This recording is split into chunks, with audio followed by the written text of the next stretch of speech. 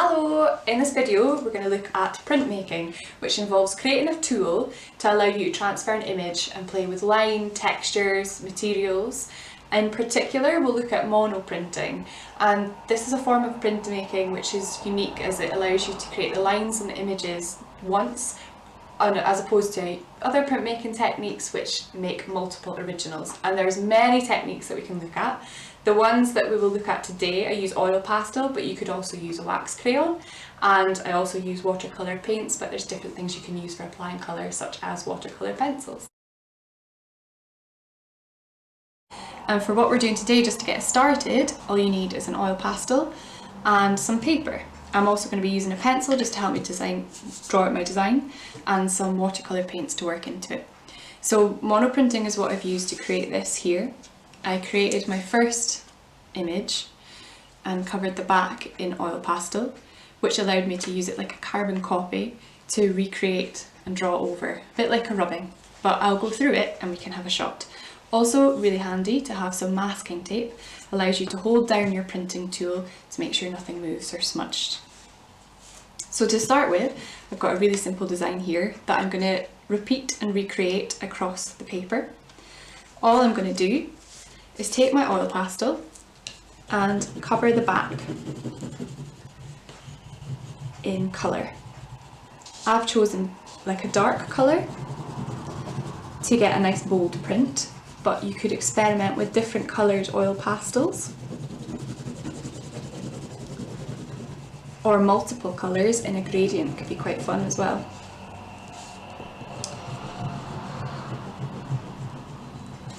And you can make this as dark as light as you wish. The darker it is, the darker your transfer will be. The lighter, the more texture you'll get. I'm using watercolour paper, so it's got a nice ridge to it, which you can see the oil pastels picked up that pattern really nicely. So I'm going to take a bit of my masking tape, and this is really handy for holding the piece down.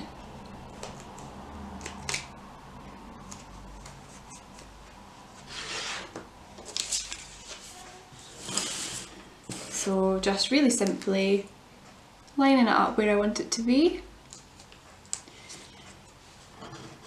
making sure it's secure, and then using pen or pencil or the back of a brush if you don't want to keep drawing on this, to just mark in my pattern.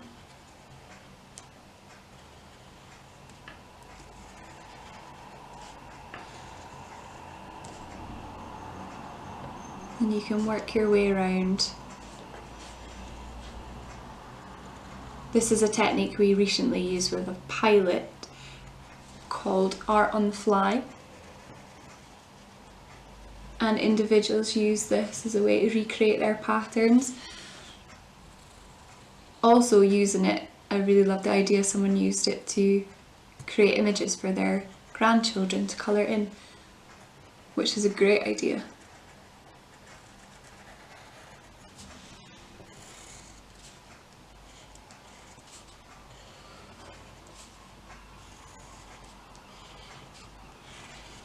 And then just this last bit here. What's great about having the masking tape on is once you've done a few, you're able to flip it back to make sure it's worked. So there's a few bits maybe there might go over a little bit. And then I've got the first pattern there. And before I add my next one, I might just top this up a little.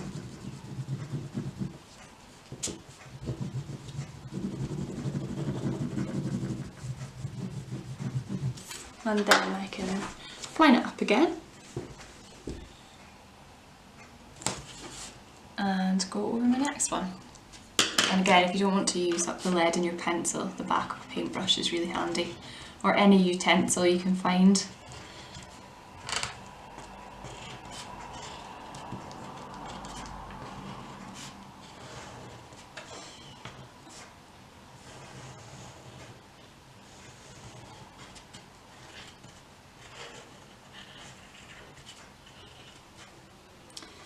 again, I can check what parts I've done.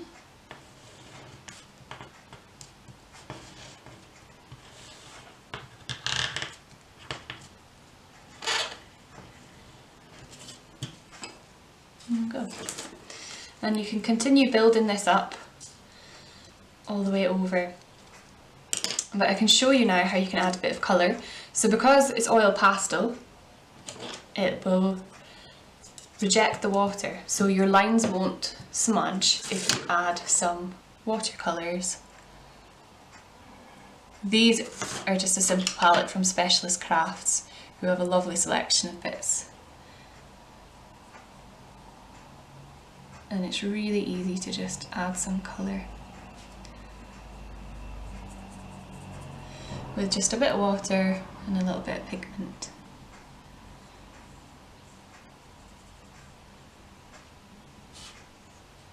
Just lifts it out. And a wash won't smudge what you already have there. Another option is to do your wash first and then add the pastel on top.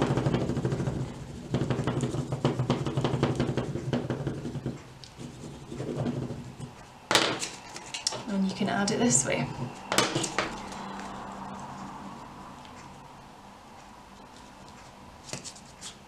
So yeah, I'm just using pencil, but there's nothing to say you couldn't experiment with some different ways of mark making. I think we had someone use some Lego, which was genius. And different forms of rubbing, just experiment. I think the trick with printmaking is not to be so strict on what you want to make, just experiment. And it's a quick way to recreate, try out ideas really fast and just tweak it every now and then. Just these bits.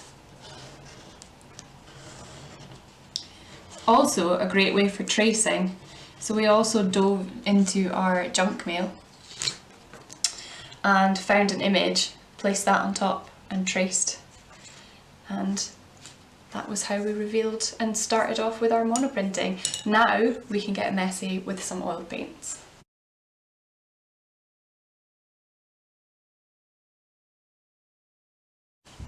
Now we can look at how we can push the monoprinting a bit further with things that we can just find around the house and using oil paints. And these oil paints I got for £3 from the Works, and they're perfect. 12 colours in total that you can play with, and they're ideal for what we're about to do. And all I was using is a bag for life, the trusty masking tape, some kitchen roll, the pencils again. Using a spoon is a great tool for what we're going to do. Scissors as ever, a ruler, but anything that's straight will be perfect for this. And for cardboard, I like to use old cereal boxes, are perfect. And essentially what you're making again is a tool to create your prints, and it's simply just a frame and the sheet of plastic. And from that you can create these really effective, colourful pieces of art. And again, this is monoprinting, so no two will ever be the same, and a great way for experimenting again. So I will take my piece of cardboard and using the ruler, I'm just going to draw a simple fine frame all the way around. So you can measure or you can just use something to trace from, as long as the frame is equal all the way around. So for ease, I'm just going to use the width of my ruler as my guide size.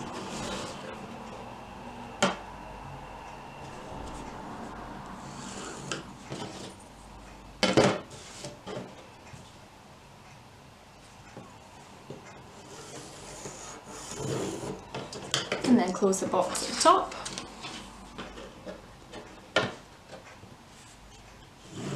And you put your simple rectangle. So this part here is what's going to come away, and that's what's going to leave the print behind. So you can use a Stanley knife and a cutting board, or you can start your piece off and then cut along the edge.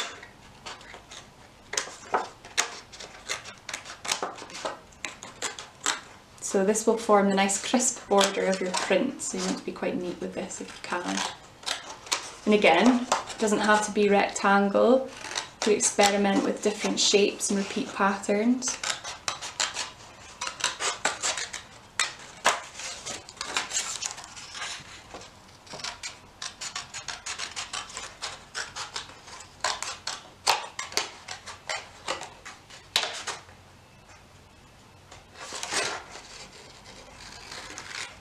And it can be as big or as small as you like as well. Play about with scale, see how big you can go.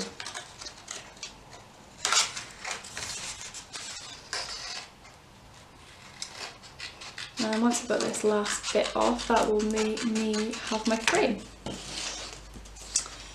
With the frame, I want to cover it with the plastic from the Bag for Life. And this doesn't need to be precise as long as everything is entirely covered. So as you can see, I've got a few out of this bag. So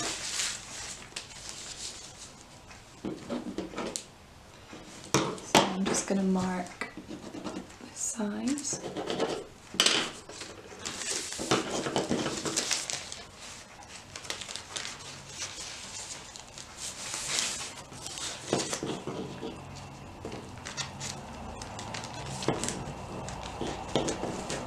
Once you've made this frame, it can be reused as many times as you like. If anything, as it ages and gets covered in paint, you get this richer quality the more you use it. So that covers my frame, I'm happy with that. And I'm just going to use the old masking tape to stick that.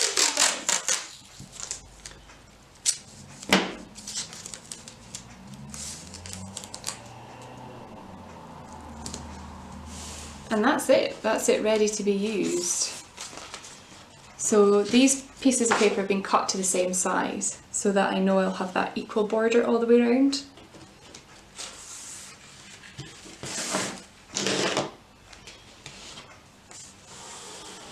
And I'll make sure that's kept steady. So the frame is down on top of that piece of paper. So when I lift this bag up, I've got the frame on top of where I want my print to be. Anything you find around the house can help you make this print. So string, bits of tissue, bit of card can give you quite interesting effects. So I'm just going to loosely try out cutting some triangles, maybe a few strips.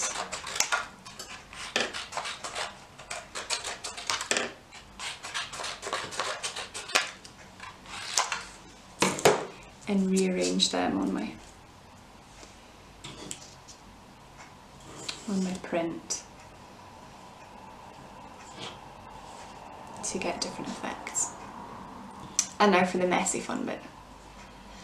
Pick what colours you want. I'm going to use 2 this time, but you can start off with 1 or you could try out multiples. So I maybe quite like the blue and the yellow.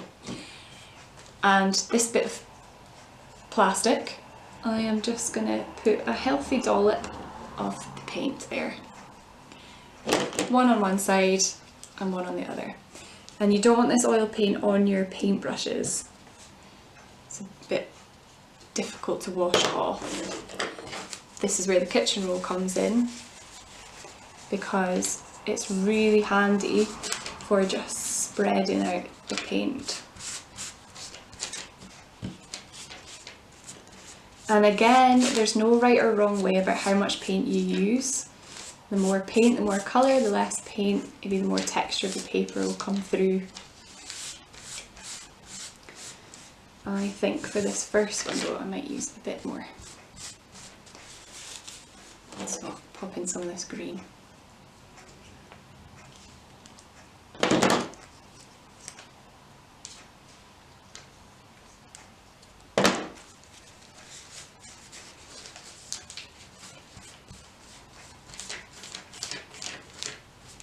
Again, watching out for any cats. And it doesn't have to be smooth, it could be quite interesting to have the colours all mixed through. But once you're happy that it's evenly spread through, and you're happy with what you've laid down here, you can then pull this back and lay it down flat. And just use your fingers to really work it in over all the bumps. You can also use the back of your spoon as a really nice way to get even pressure all over your print. But also nothing beats just getting a good rub in with your fingers. You can also use the back of your pencil or the end to draw in, and these will transfer. And again, with this way you can cheat as well, because you can lift it up, kind of have a look at what's going, but I like to wait till the very last minute for the grand reveal. I might just draw a few squiggles, see how they transfer through. And then once you're happy, and can't wait any longer to see what's there, you can pull it back and your colours have transferred over. And these pieces of paper or card or string or anything that you found that you wanted to use as a resist can then pull away, and you're left with the naked paper peeking through, which gives a really nice contrast if that's what you're after. This can be gently lifted away, and then you have your final print. And as I say, this you can continue to use it over and over again. So what I quite like to do actually is get a ghost print. So I'm going to line that up again.